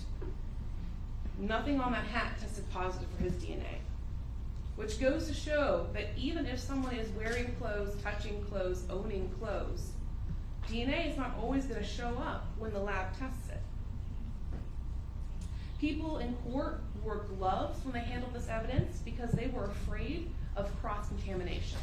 They were afraid that their touch would impact the reliability of future DNA tests. When you look at the apartment from which these clothes were taken, that is a lab tech's nightmare. There are clothes everywhere piled together. It's 5 people living in one room. And the state's theory is that they shared clothes. Of course their DNA is going to be on each other's clothes. It's more than possible that one brother's DNA would get on another brother's clothes. In fact, it's probable. And who would have had the most cross-contamination? Diego and Jose, because they shared a bed and they shared clothes. When it comes to True Allele, I do believe our argument is hampered by not having an expert, but there are clearly flaws with that testing system. One of the tests that they ran for the evidence in this case came back to a retired GBA agent who was not involved with the testing of the case and was not in any way could have had their DNA on that object. There's also doubt based on what was not tested for DNA. There was a bloody thumbprint on Laken Riley's phone that they believe was placed there by the killer. And they chose, rather than swabbing that for DNA, they chose the less reliable scientific method of fingerprint evidence. There were no swabs tested of the phone, even though Saunders testified that they did take swabs. There were no swabs tested from Laken's neck and torso. But perhaps the most important is that they swabbed Jose Ibarra's hands and his fingernails. And their theory is that his gloves ripped enough for him to leave a fingerprint on a phone. That rip would have allowed him also to have contact with Laken Riley's body. And then, if they had tested the swabs on his fingerprints, we could have seen if Laken Riley's DNA showed up on his hands. But they did not. They don't get to cite a name of a guy we don't know, James Sebastian, and call it a day. They should have provided some reason why they didn't test these swabs, and they gave Your Honor none. They also didn't test any of the gloves found in Diego's bag. They had a visual examination, but we know from the state's own evidence that that's not enough. Katrina Ostapovich testified that she has to use a special light to see blood on objects. She called that light an ALS and compared it to a black light, because blood is not always visible to the naked human eye. So Saunders' visual examination of the gloves in Diego's bags should not persuade Your Honor, beyond a reasonable doubt, that they did not have blood on them. The fingerprint evidence in this case is also questionable. At the Daubert hearing, Tim Stewart testified about the APHIS database, and that is a federal database that stores any fingerprints deemed valid enough for comparison taken by federal agents. There are hundreds of thousands of people in that database. And Tim Stewart, before he did his own comparison, ran the latent fingerprint from the phone through that database. And there was no match to Jose Ibarra. He wasn't even in the 120 possible candidates that Athens populated for Tim Stewart. I want to also speak briefly about confirmation bias. When we were speaking to the medical examiner, she talked about how when she looks at the case, there's information already populated in the system that she doesn't generate. The case number and the involved parties. And the involved parties in this case are telegraphed to the scientists at GBI as to how the state wants the evidence to come out. The information said subject Jose Ibarra and elimination Diego and Argenis Ibarra. And unfortunately, when you're testing for DNA and you know ahead of time the result you're supposed to get, that colors the process and weakens the scientific reliability of those DNA tests. Now, as the phone location data, their theory is that Jose had the phone. Agent Hipkiss testified that Jose is the user of the phone. Their evidence relies on the fact that Jose had exclusive access to that phone, but that is dispositively not true. Norris testified that other individuals were communicating with other members of someone using that phone in October. The stipulation of the parties showed that there were other accounts on that phone. There were 2 Gmails belonging to Diego, and there was some evidence that that email account was active in January of 2024, which is a month prior to this. Rose Bailey had a Facebook Messenger account on there. Jose's mother-in-law had a Gmail account on there. There are multiple Instagram accounts belonging to Diego on there. That's all stipulated. And even if you consider that Jose had the phone, the testimony of Jay Burney shows that there is some shakiness as to exactly where that phone was at the time of the murder. The broad band of where that phone could have been due to the delayed timing evidence of the phone is quite wide. It covers parts of the Oconee Forest and parts that are outside the forest. He concluded that the user of the phone must have been in the forest because of the lack of Wi-Fi Rubin data, but he also conceded that that Wi-Fi Rubin data could have been lacking if someone turned off their Wi-Fi. That uncertainty as to what caused the Wi-Fi to not respond is reasonable doubt. In the dumpster video, Your Honor should have some doubt based on the angle and the quality of the video. Rose Bailey did identify Jose, but she testified that the reason she identified him was because of the hat and the shoes. The hat that we know Diego owns, and black slides that we know Diego owns too, because the agents found a second pair of black slides in the apartment when they searched it. So the hat and the shoes that Rose Bailey identified for Jose could just have easily been Diego's. In the 911 call, no one identified the voice. I don't know why the state didn't ask Rose Bailey, but she was here. Maybe she could have testified of who was speaking, but no one did. And the phrase that the state would like you to believe is being spoken, yo tango, was heard by somebody who does not speak Spanish.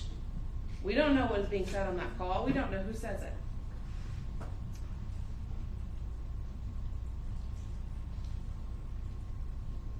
There is an alternative theory in this case that makes sense of some of the discrepancies in the state's case.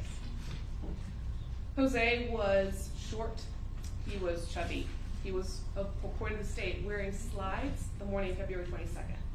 I agree with the state that Laken Riley was physically fit, she was fast, she could have outrun him.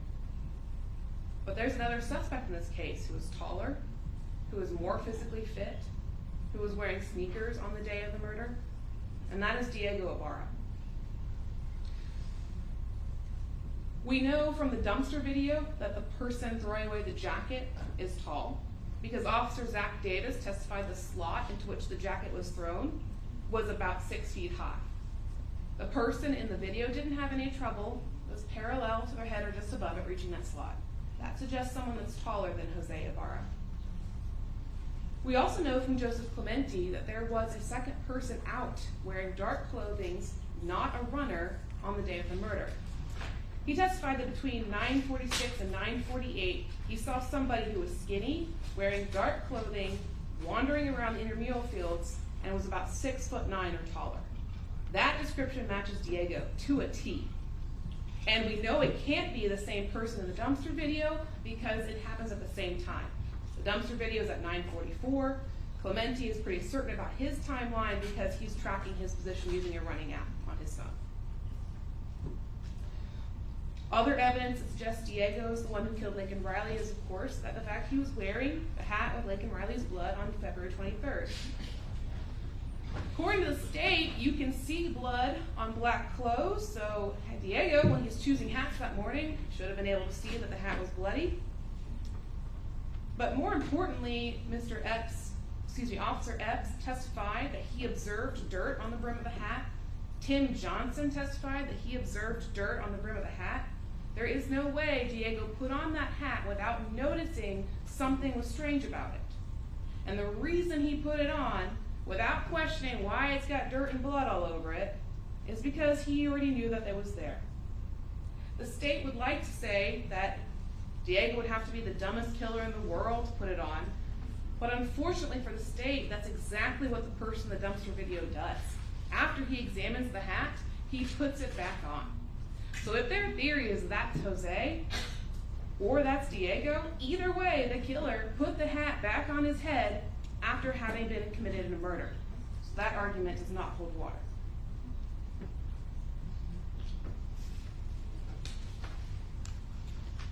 We know that Diego had 2 cloth gloves in his bags. Both of them were mismatched, meaning that, assuming that they each had a pair, there was a pair of gloves Diego owned that was never found. But while we're talking about gloves, I want to talk about the black gloves that were found in the apartment. We know that they were disposable kitchen gloves, and unfortunately we don't know where they came from because the officers didn't track the investigation that far back. However, Rose Bailey said that they did not come from Utaje, the sushi place where Jose and she worked. They did not come from the place that Jose Ibarra had access to. What we cannot rule out is the Bolton Dining Commons, the UGA dining facility where Diego worked. Why is that important? Because bringing the gloves home shows a step of premeditation. Who had access to do that? Diego. Why would he do that? Because he was planning to use the black gloves at some point. And speaking of gloves, why are there 3 of them found in the bushes?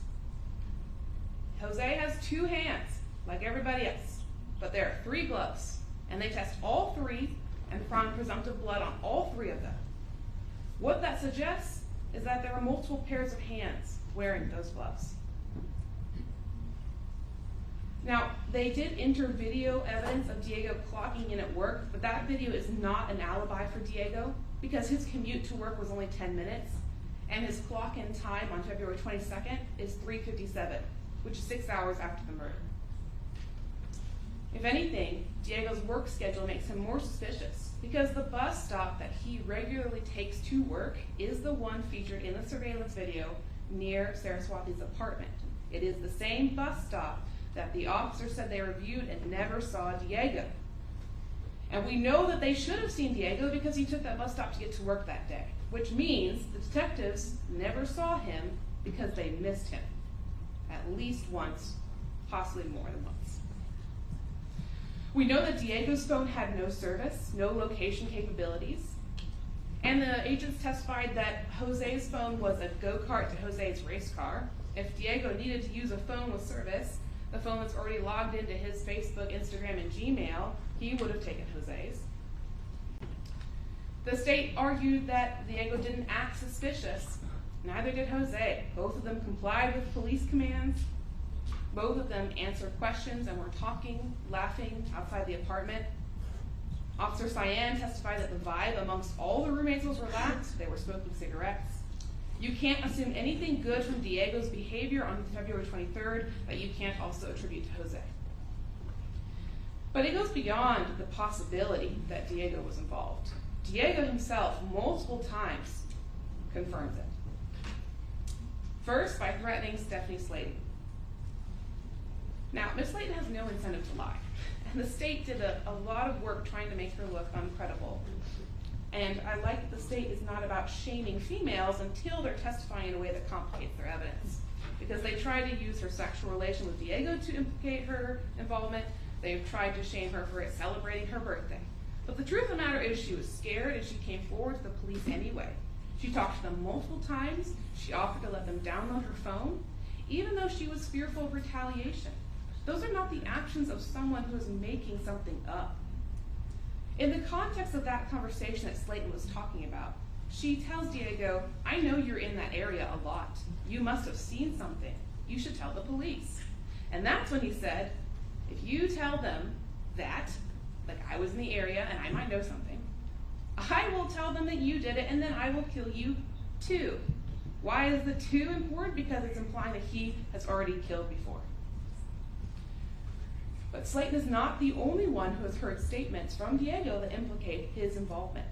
Your Honor is aware that there are inmates who have heard Diego say that he was wearing the blue jacket on the day of the murder, that Jose threw it away in the dumpster, presumably for him.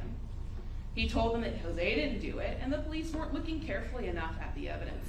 He put himself on the scene and told those inmates that he saw Laken Riley's body. Your Honor, it's obviously going to be thinking, well, how did Diego then not show up in the DNA evidence? He might have. We know that there were multiple male profiles on the straw. They said it couldn't be a blood relative because of a YSTR straw, but we know that Diego was not a YSTR comparison from the fingernails. So that could have been Diego on there. And as Ms. Hinkle said, the absence of Diego's evidence is not evidence of Diego's absence from this case. Some of the minor profiles on the gloves and the hat were not identified. And the true allele ratios that the state relies on said that the DNA was more likely to be Diego's than Arhannes'.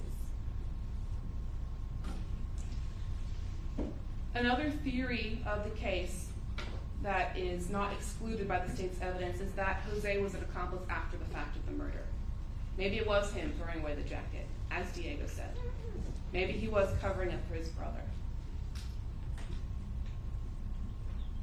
Maybe one of the two men in the area went to the dumpster, and one went to the retainment pond at 9:46, which is where Joseph Clemente saw somebody standing. Maybe one of them dumped clothes in a dumpster behind the apartments, and maybe one dumped clothes in the woods, where Officer Krischer found clothes exactly in that area that were not tested because they didn't fit the simplistic narrative of the state. Maybe there were two men involved in covering up Laken Riley's body, which is why there were 3 gloves recovered in the bushes. 2 people wearing 2 gloves, and we just don't know what happened to the 4th. To explain why there are 2 rocks in this case. We know that Jose was looking for Diego on the morning of February 22nd, because Agent Hipkiss testified that at 2:30 in the morning, there's a missed call from Jose to Diego. So there is some evidence that he was looking for Diego. The Spanish phrase in the 911 call could be Yo Tango, but it could also be the name Diego. That could be Jose saying his brother's name. Under that theory, of course, Jose would be guilty of tampering, but that theory does not prove that he was present or involved in the murder of Laken Riley. I want to speak last about 2 specific charges, aggravated assault with intent to rape and the peeping Tom charge. Their basis for concluding that the aggravated assault was intent to rape was the state of the clothes and the markings on her body. But Maxwell, the officer who found Laken Riley, testified that the area where he found Laken had vines and thorns. He testified about those catching on his uniform as he walked around looking for her. And they also, so it could have been that she was cut up by the vegetation in the area. We know that she unfortunately was dragged at some point because the scene where the blood is separate from where her body was found. So the scratches could have come from her being dragged to another area. And we also know it's unlikely to have been the scratches of her assailant from the fingernails, if that assailant was Jose, because when Daniela Stewart went to take his fingernail clippings the day after the murder, they were too short to take any clippings without having cut into the quick and being very painful. So it's unlikely to have been Jose's fingernails that caused those scratches. We also know that she had bloody marks on her ankles that didn't correspond to the wound, which suggests that somebody with bloody hands grabbed her ankles and used that to move her. And that could explain how her clothes were pulled up in that dragging position. We know that there was a struggle. We know that Miss Riley fought. Somehow her clothes could have ended up twisted in that struggle. And lastly, the intent to rape is a very specific intent. It's not just an intent to sexually assault someone. It's not just an intent to look at someone. It's not just an intent to expose their breasts. It has to be the intent to commit the legal definition of rape. And in this case, there's no evidence of trauma, according to Dr. DeMarco, of anything like that having happened or even attempted to happen. As far as the peeping Tom, the only part of the evidence I wanted to highlight for Your Honor at this point is that when Ms. Saraswati identified someone looking into her apartment, she said she never saw any part of his face, only the rim of his hat. So I think there's reasonable doubt that someone was actually able to look in. It may have just been the hat that was visible to Ms. Saraswati. Just one moment, Your Honor.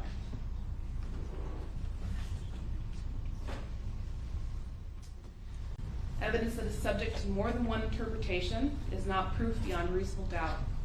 I would remind Your Honor that even if you think the alternative theories of the evidence are less likely, but they present any reasonable doubt, you would still be required to find Mr. Ibarra not guilty. We ask that Your Honor apply the exacting standard of the law to these facts and find Jose Ibarra not guilty. Thank you. Ms. Ross? So what we just heard really is magic pixie dust defense. It is not reasonable, it is not supported by any evidence, and it is desperate. And it is a combination of a break with reality and mischaracterization of the evidence. And I can just give you a few examples. They did not report, the GBI did not report that someone else's DNA who used to work at the crime lab was in any of these items of evidence. That was not the testimony at all. The testimony is that they have a validation for true allele, and if any amount was a 4% contributor or falls below their threshold, those are not reliable results, which is how they compensate for the known error rate of true allele. The GBI will not report results below the known error rate of true allele. Every single result in this case that is before Your Honor is reliable, reproducible, and validated. That's why they reported it. If it were not those things, they would not have reported it. And then let me give you another example of the desperation. Well, the straw could be Diego's. No, it can't. It wasn't a YSTR result with the straw. It was a true allele result. And it was this defendant's DNA on the straw with a mixture of someone who the expert testified is not a male relative.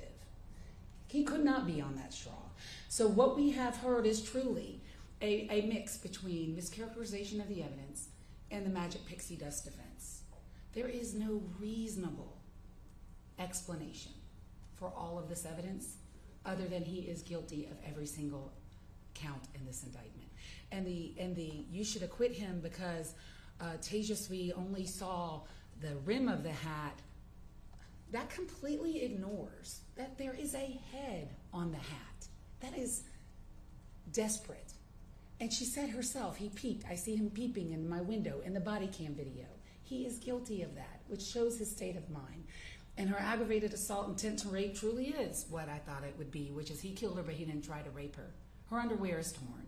And I know Your Honor is an experienced jurist. There are multiple cases out there in the state of Georgia that disheveled clothing alone is enough to support a conviction for aggravated assault with intent to rape. But we have more than that because we have his motive 73 minutes before, and we have the evidence of her clothes going in two separate directions. So those are, as my old trial partner used to say, just ink in the water. That's just to distract the court. The defendants, our evidence isn't based upon him having exclusive access to the phone. We never said that. She said that. What we have said is he had the phone that day, and there's no evidence to contradict that testimony. In order for you to find him not guilty, you would have to ignore all the evidence. They're saying, don't believe the DNA, it's not reliable. Don't believe the fingerprints, it's not reliable.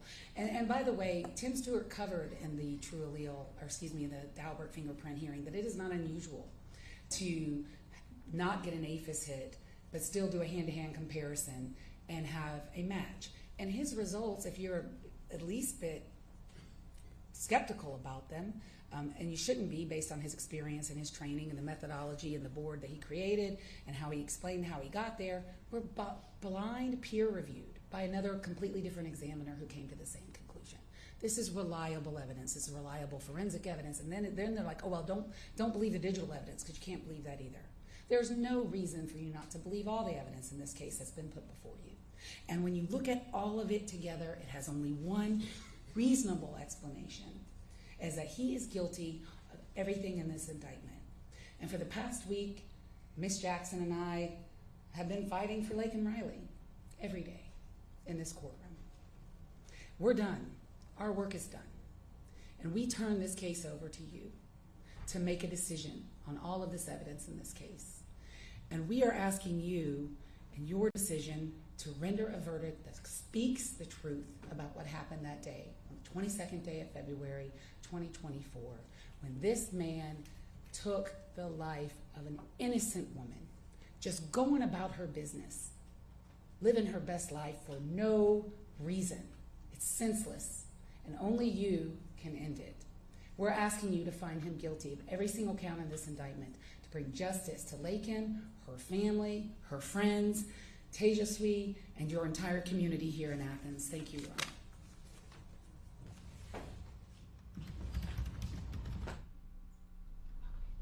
You all want to review the verdict form again. It's the same one you looked at yesterday, but you're welcome to look at it again.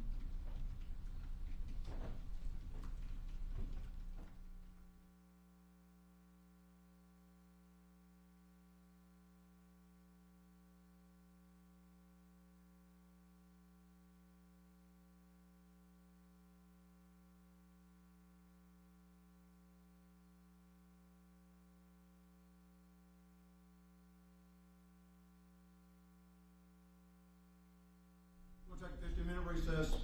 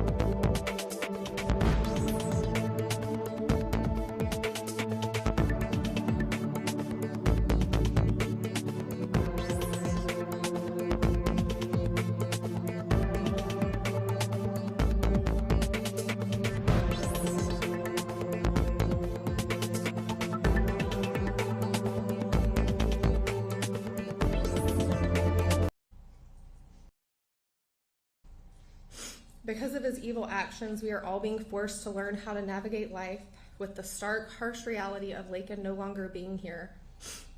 Her amazing friends have been robbed of the beautiful gift of lifelong friendships and doing life together with their future husbands and children, the way my family and the Phillips family have been blessed to do all of these years.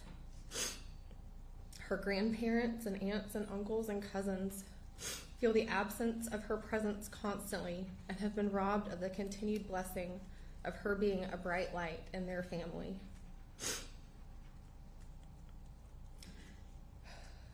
My family and I have journeyed alongside our dear friends as they attempt to navigate and learn how to live a new normal without their oldest daughter. I have gotten to know my best friend's face in a new way, a way I would give back if I could make returns on the most devastating circumstances life can hold. I look at her and I know when a situation is too much.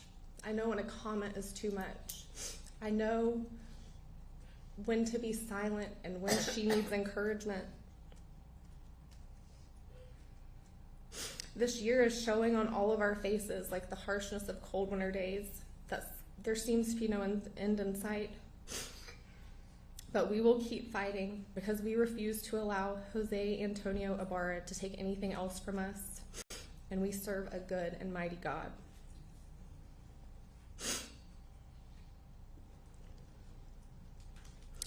We've already been forced to journey through our annual family vacation without her. Family get-togethers, fun events. And the absence of her presence is so deafening. I mean, sure, we still laugh and we're still living. We're still here. So we have to keep living, and we're going to honor her with everything that we have. And we're just going to keep trusting in the Lord to help our dear friends and sweet Lauren with all of the things that they're now not going to experience with their daughter. No parent should have to say goodbye to their daughter in this manner. The loss of a child is devastating no matter what the circumstances are. But when it's something like this where evil intentionally goes out to harm somebody, there's no words for it. And so today I stand before you with her friends and family, and we ask you, Your Honor, to bring earthly justice for our precious Laken and for all of us who love her so very much.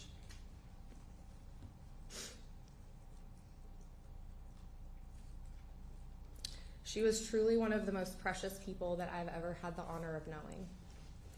She exhibited the fruit of the Spirit in the Bible because she truly lived her life for Jesus, as you got to hear John read in her journal entry. That was her. That was a private entry, not for anyone else. And you got to see the type of person that she truly is in her heart.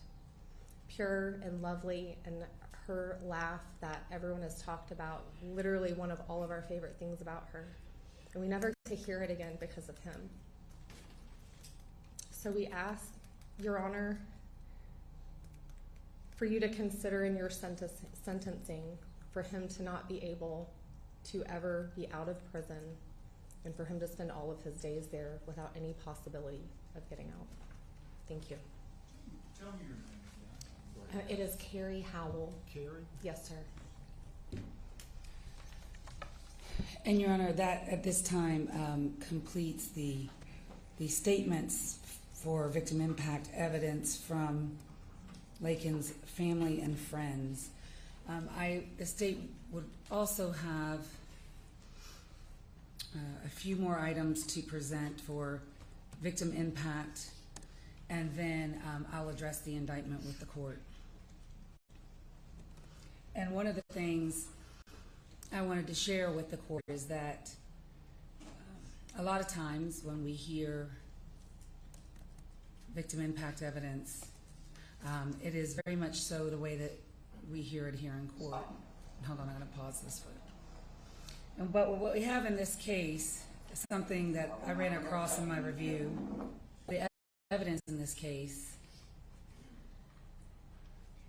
which is really 1 minute of when or where this court will be able to get the true impact of what the murder of Laken Riley did to her family and the impact of his actions on her family. Because what the investigators did in this case is, as you know, they were all wearing body cam videos, and there's hundreds of hours of it in here. And there is one moment where, and I'm going to play 1 minute of it, just 1 minute of the horror that this family has gone through in the last 9 months and what they're going to continue to go through for the rest of their lives. And it is the moment that they learned that their daughter was dead. And in this video clip that I'm showing, which I've marked as states 333, at the top right corner, it's at 1950, you'll see a black truck.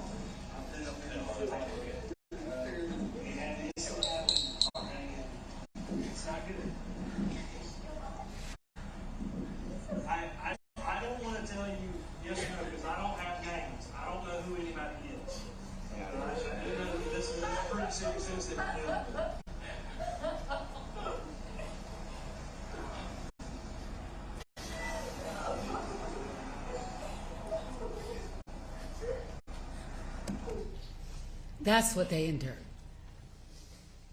And that's how it was on that day when they came here to look for their daughter. And what it took away, you heard from her friends and family, and some of the things that you even heard in the trial.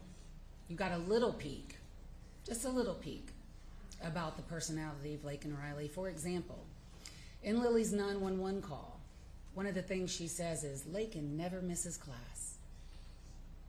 Never misses class. That's the kind of person she was.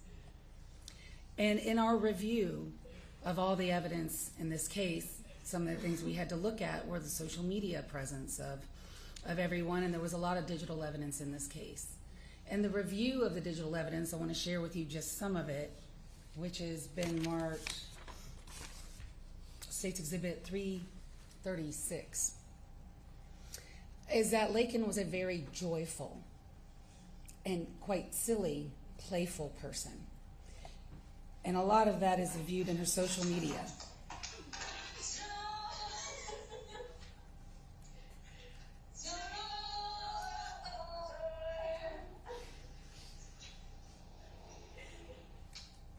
And the Ring doorbell. Running.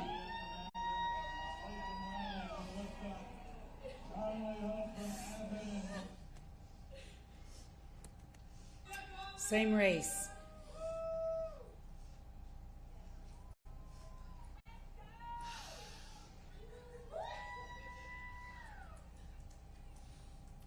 And these are just little snippets that we saw in the investigation that we thought would be important to share with the court, that shows not only the type of person that she was, that you just heard from her friends and family, but the true impact that her murder had on her parents. But more than that, one of the things that the court is permitted to consider in victim impact testimony is the impact that her death has on this community. And in that regard, the investigative team has spent a great deal of time out there at the crime scene, Lake Herrick, all of those trails, and looking for things, measuring things, just going about the daily jobs of homicide investigators and homicide prosecutors. And one thing that we noticed that's still there is states 335. It's a mural, a memorial to Laken Riley that is still up there to this day that shows the impact of her death on this community. And that is something that Your Honor is permitted to consider in deciding what would be an appropriate sentence in this case. And everyone is correct, and I'm sure we'll hear it. You know, whatever you do, Judge, you can't bring her back, and it's horrible. But what you can do is give comfort with your sentence. And what you can do, and what you are permitted to do, and what I urge this court to do, and what the law permits this court to do, is to exercise your discretion and your judgment in a way that brings comfort to this community, and in a way that a sentence which appropriately reflects the harm that was done in this case. And a sentence of life without the possibility of parole would bring comfort to this community. And no matter what your sentence is today, and it will be litigated from here to 40 years from now, there is at least one person in this courtroom who will inherit it, and that is Lauren Phillips. That is Laken's younger sister. And she should never, first of all, she's growing up without her sister. She's going to have to deal with elderly parents alone. Her children won't have an aunt. She is an only child. And she should not have to worry 30 years from now, 40 years from now, if he comes up for parole, should he might get out. She should never have to worry about that. And your sentence can ensure that she will not have to worry about that. And so in looking at the indictment in this case, count 1, the offense of malice murder, which this defendant has been found guilty of, in this particular case carries a maximum sentence of life imprisonment without the possibility of parole. It carries a minimum sentence of life imprisonment with the possibility of parole. The state is requesting that you sentence this defendant to life imprisonment without the possibility of parole, not only due to the victim impact testimony, but also because if you read the indictment, which you have obviously, and you're familiar with the facts of the case because you've heard the case, there are several statutory aggravators in this case that separates this case from a regular murder case. And yes, there is malice murder, and all malice murder is bad. I'm not saying there's a malice murder that isn't bad, but there are some malice murders which are more aggravated than others, and this is one of them. Kidnapping with bodily injury, which is the felony murder in count 2, which by the way would be vacated as a matter of law, but not the kidnapping itself, which is count 5. But kidnapping with bodily injury is an aggravating statutory factor under our sentencing scheme in the state of Georgia.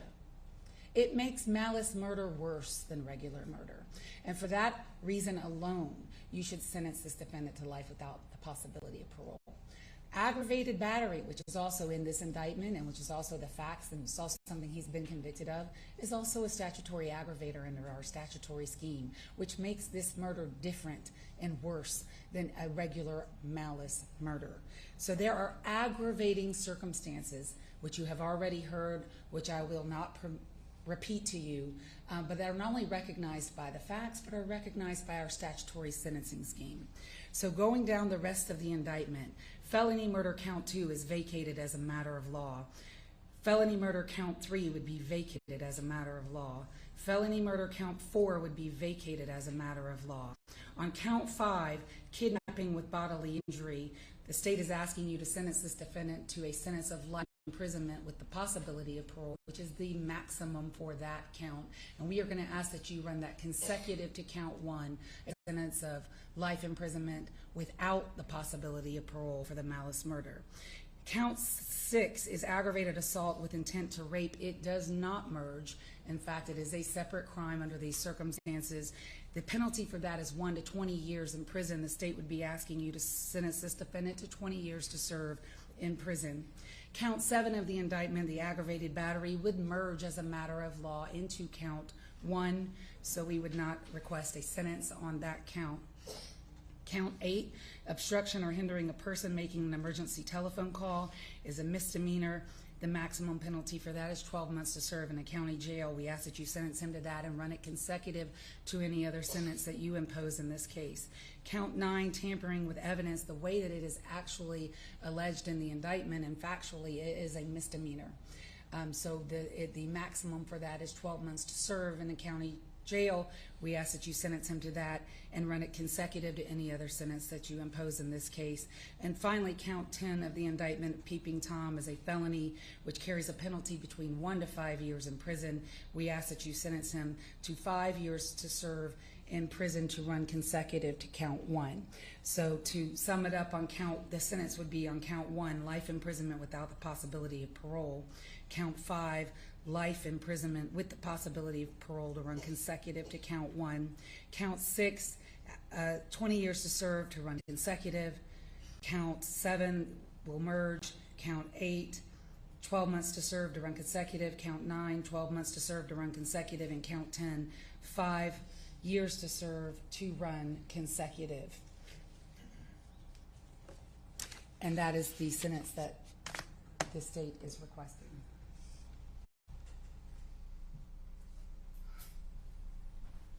Mr. Donnelly?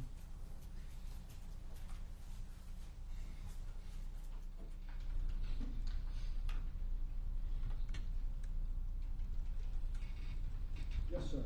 Thank you. So obviously, the is aware that on count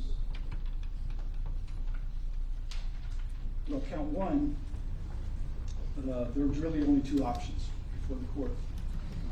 It's an automatic life sentence.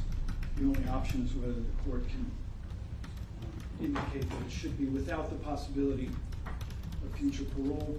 We're asking the court to not impose that. The life without parole. Getting a life sentence is automatic. There's certainly no guarantee of parole, and would be uncertain, and it would be many decades in the future. And we do not oppose the state's recommendation that the life sentence, which is also mandatory on count 5, be made consecutive. We certainly, just to state the obvious, trust that the court will not consider for sentencing purposes the fact that Mr. Ibarra had a trial. The defense has made every attempt, made every effort to do its job and to pursue this process in a way to respect both the process itself and also to not cause any disrespect toward the feelings of Ms. Riley's loved ones. And if anything like that has happened, it certainly was not intended. And the defense is not immune to the sensitivity of this case. Again, to not only her loved ones, but to the greater community. The state's request is not unexpected to us. We anticipated that, and it's certainly understandable. And there is, though, a divide there. The state, while it is understandable the request that they make, the court, there's some separation given here in this process, and the court will be the one to impose it. So our request that you give consecutive life sentences on counts 1 and count 5. We have no position on the remaining counts. We'll send a message that to whatever future, the gravity of this crime and the gravity of the situation, that the court has expressed an intention for, it's obviously a legal fiction that he would serve 2 life sentences behind bars, but the law allows that, and it does, it sends that message to the future custodians as to the gravity. But the withholding of the life without parole aspect of count 1 would at least give Mr. Ibarra the sliver of incentive to reflect and conduct himself with some recognition of that reflection. The state agency and the staff of that agency who will be tasked with supervising his custody will have the opportunity to monitor him closely for, again, many years, many decades into the future. And it's impossible to know the future, obviously. But you, by imposing life sentences without removing the future custodians to the ability to do their job, is our request at this time. And we also would point out that given his status with, there is an immigration hold, that were he ever in the future to be released, it would only to be deported. And that's all I have. We leave it in the discretion of the court. Thank you.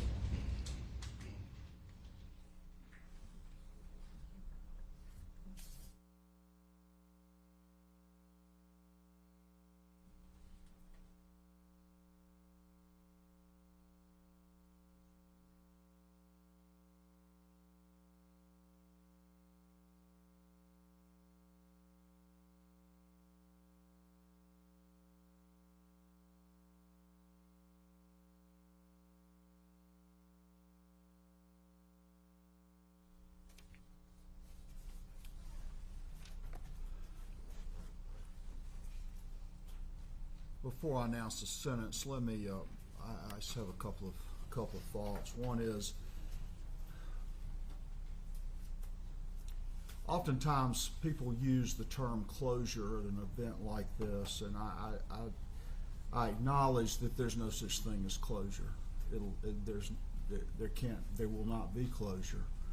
This is just another stage or event in this tragedy, and that's the way I view that. People mean well by saying that, but it's I've heard it explained that when you have something like this that impacts one or many,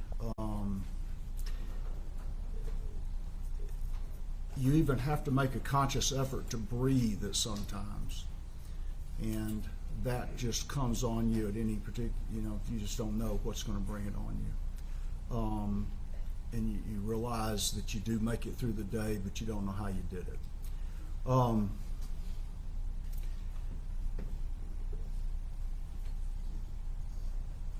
But I also, and this goes back to what Kerry Howell was saying, that, as many times as you reflect on the loss, at some point you start smiling about the memories, and I'm hopeful that at some point that takes over to a certain extent.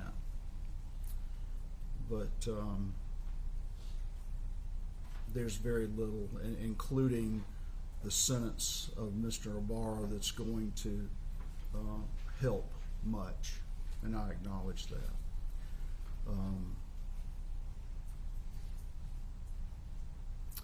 With that, Mr. Ibarra, if you will please stand.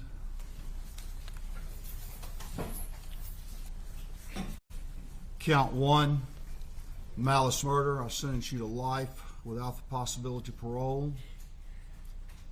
Count 2 will be vacated as a matter of operation of law. Count 3, vacated by operation of law.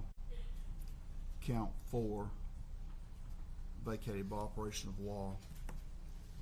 Count 5, life in prison consecutive to count 1. Count 6, 20 years to serve consecutive to count 5. Count 7 will merge with count 1. Count 8, 12 months consecutive to count 6. Strike that. 12 months, but I don't want it to 6. It's just going to be consecutive. Count 9, 12 months consecutive.